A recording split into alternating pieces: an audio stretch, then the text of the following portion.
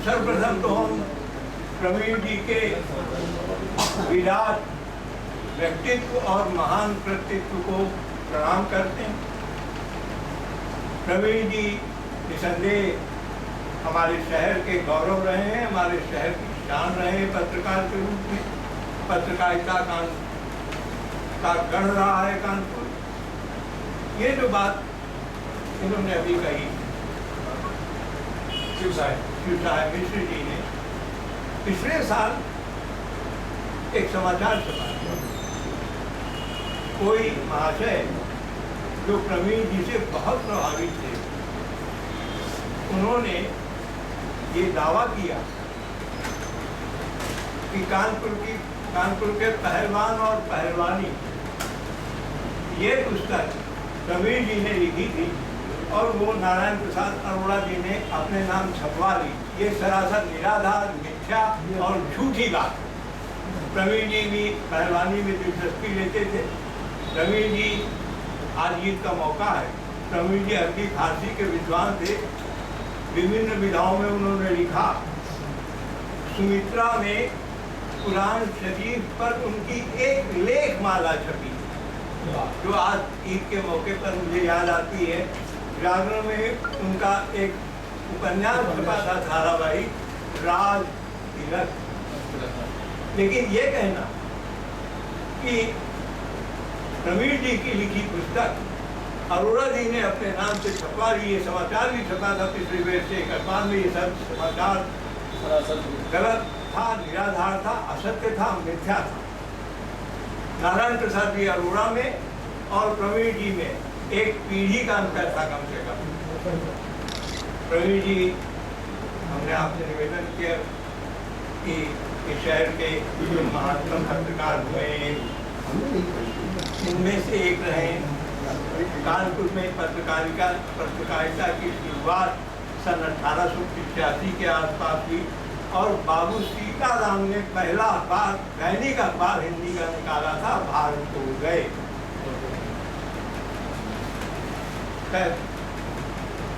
बात भ्रष्टाचार पर बड़े विस्तार से हो चुकी है। भ्रष्टाचार के कारण और उसके निवारण के उपायों पर भी चर्चा हो चुकी है। मीडिया और भ्रष्टाचार, इस पर दो शब्द केवल कहना चाहूँ।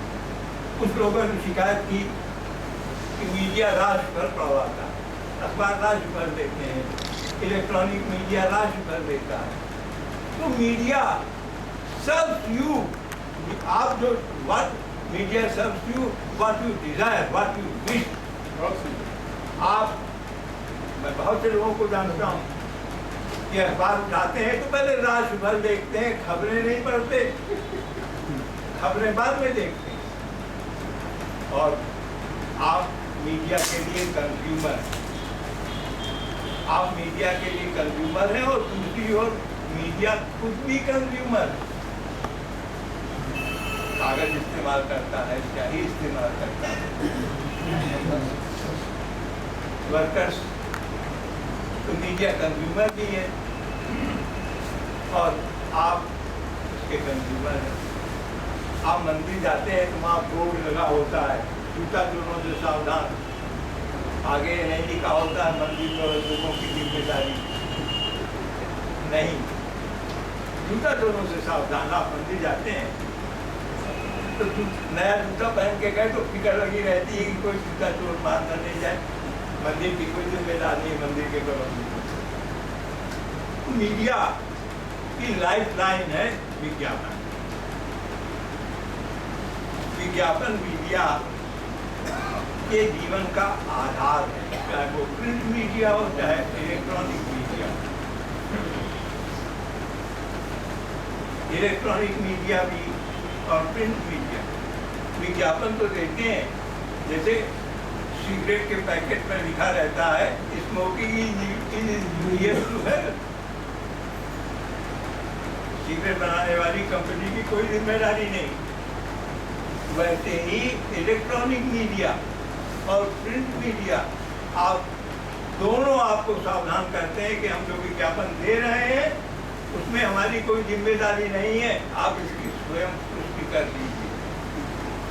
अगर आप ठगे जाते हैं उस विज्ञापन से तो वैधानिक चेतावनी दी हुई है। प्रिंट मीडिया में भी दी जाती है और इलेक्ट्रॉनिक मीडिया में भी दी जाती है। बहुत सी बातें हैं। प्रिंट मीडिया, इलेक्ट्रॉनिक मीडिया, इन्होंने भ्रष्टाचार के इलेक्ट्रॉनिक मीडिया को बाद का डेवलपमेंट है, विशेष रूप से 20वीं शताब्दी के उत्तरार्ध में प्रिंट मीडिया प्रिंट अखबार की पत्रकारिता की शुरुआती हिंदुस्तान में भ्रष्टाचार के विरुद्ध संघर्ष से हुई और वो संघर्ष आज भी जारी है।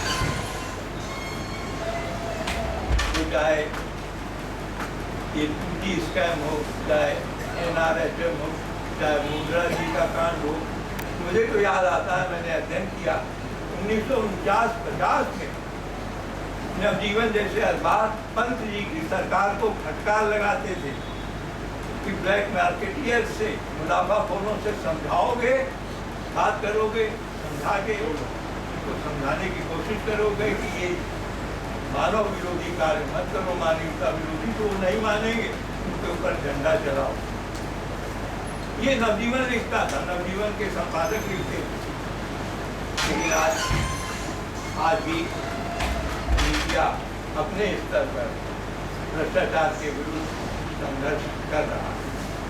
अफसोस की बात सिर्फ एक मैं कहना चाहूँगा, इसी के साथ अपनी बात समाप्त करता हूँ।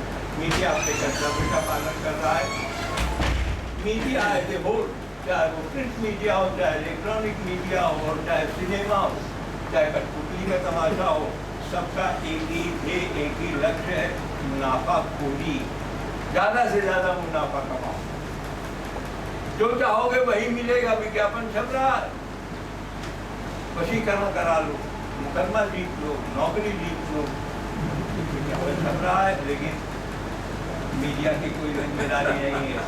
आप जानो, आपका काम जाने, आपका भाग्य जाने।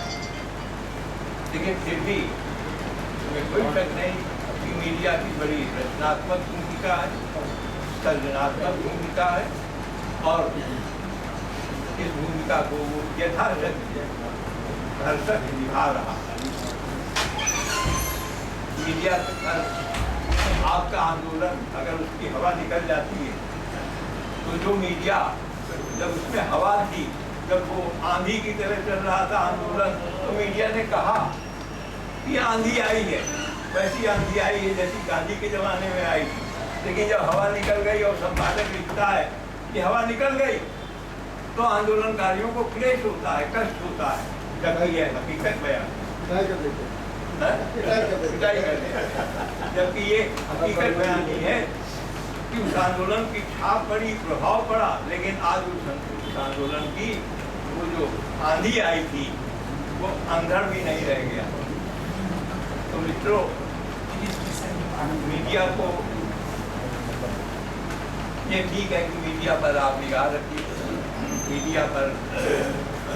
मीडिया की कमजोरियां आपके सामने आती रहती हैं, लेकिन मीडिया को अपराधी ठहराने का प्रयत्न मत करिए, क्योंकि ये आप अगर मीडिया को इस तरह अपराधी ठहराते हैं। सत्यप्रकाश जी ने बहुत अच्छी बात कही, ऑब्जेक्टिविटी, सत्यपरकता, वस्तुपरकता की। तो आज वस्तुपरकता में कोई आंदोलन शिथिल पड़ गया दिखता है और उसको वो मीडिया लिखता है कि भाई शिथिल हो गया है, तो आप उसको मोटिव इम्प्यूट करते हैं, आप उसको प्रकारांतर से बेईमान बताने की चेष्टा करते हैं।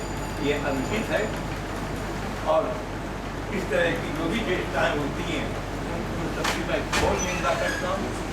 और एक बात कहना चाहूँगा आखिर में कि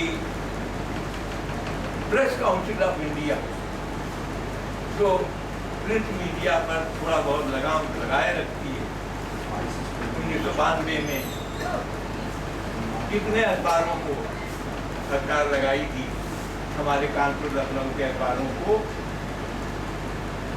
बायस रिपोर्टिंग करने के बाद।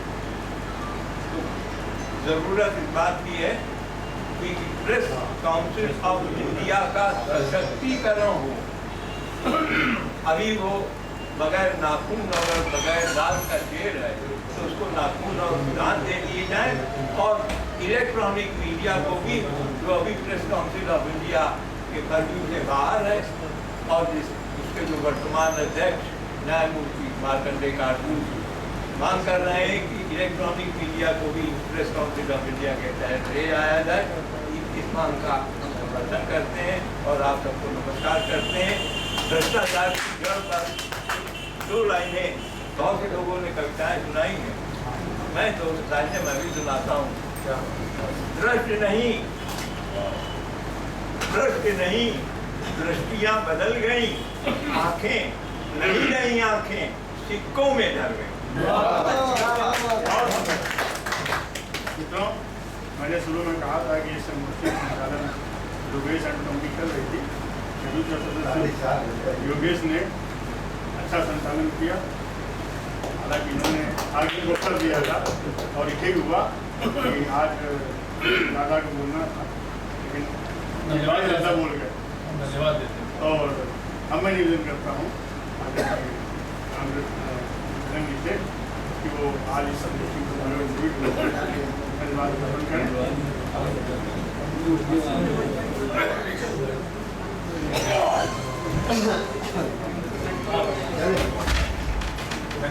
जी 2 मिनट मैं प्रवीण शोध संस्थान को विशेष रूप से धन्यवाद देता हूँ कि आज उसने कानपुर नगर में एक जागृत विषय के ऊपर इतनी गंभीर गोष्ठी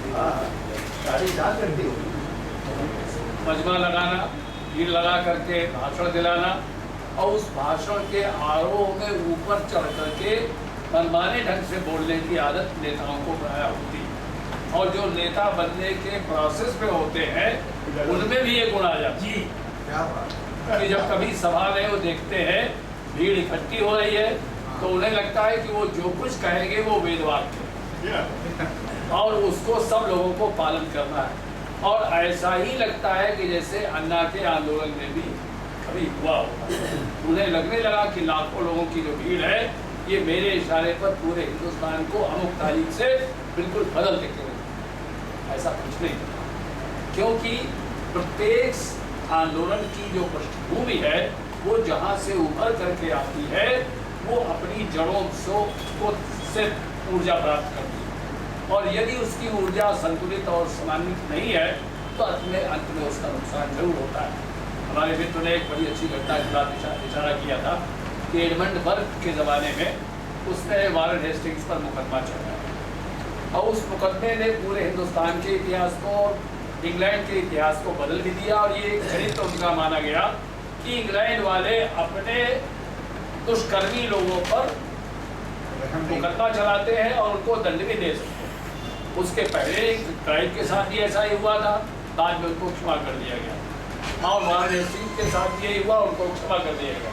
लेकिन एडमंड बर्ग की बात इसलिए मुझे याद आई कि जिसने इतना सुंदर भाषण पार्लियामेंट में महीनों तक दिया कि पूरे इंग्लैंड की महिलाओं को आंसू से रुमाल उनके भीग जाते थे जब वो हेस्टिंग्स के कुकृत्यों का वर्णन सुनते थे। वही एडमंड बर्ग जब 1857 की क्रांति हुई और भारत की जनता ने अंग्रेजों के खिलाफ विद्रोह किया तो सबसे खराब भाषण उसने कहा था कि इस जाति को इतनी जल्दी कुचल देना चाहिए जितना कि ताकि अंग्रेजों का जो अपना चरित्र है वो जीवित है। तो कभी कभी जातिगत भावनाएं या जो संस्कार होते हैं वो ज़्यादा भीतर से बांधते हैं और उनका प्रभाव मनुष्य के जीवन पर, आचरण पर जरूर पड़ता है। प्रवीण जी ने जिस प्रकार से हम लोगों को अपने जीवन में जो कुछ सफलता प्राप्त की, जो मार्गदर्शन किया, उसको हमको स्मरण करना चाहिए। और जो संस्था बनाने जा रहे हैं उसको भी वो स्वयं, क्योंकि संस्थाएं इस देश में बहुत और वे अभी सही अपना काम करने लगे तो किसी भी प्रकार की कोई समस्या बचेगी। एग्जीक्यूटिव अपना काम नहीं कर रही है, लेजिस्लेचर अपना काम नहीं कर रहा है, हाई कोर्ट और सुप्रीम कोर्ट अपना काम नहीं कर रहा है। जनता को जो मार्गदर्शन करना चाहिए, जिनको चुन करके भेजना चाहिए, सही आदमी नहीं चुन के भेजे। तो जो संस्थाएं जहाँ पर है वो अपने ढंग से सही काम करें तो मैं समझता हूँ कि सारे जीवन की बहुत सी समस्याओं का निवारण हो जाएगा। और आज की इस गोष्ठी का सबसे बड़ा जो लेसन कहना चाहिए वो यही है कि हम अपने मन में चिंतन करें कि इस संस्था को मजबूत करें जो बन रही है, और भ्रष्टाचार को जितना अपने जीवन से दूर कर सकें तो उसको दूर करें। मुझे एक छोटी सी बात याद आती है कि मेरे घर में ये हाउस टैक्स का वो टैक्स कलेक्शन करने वाला आया है, तो मेरे पड़ोसी ने से भी उनकी बातचीत हुई और उसका हाउस टैक्स वगैरह कुछ बाकी आती था, तो उन्होंने ये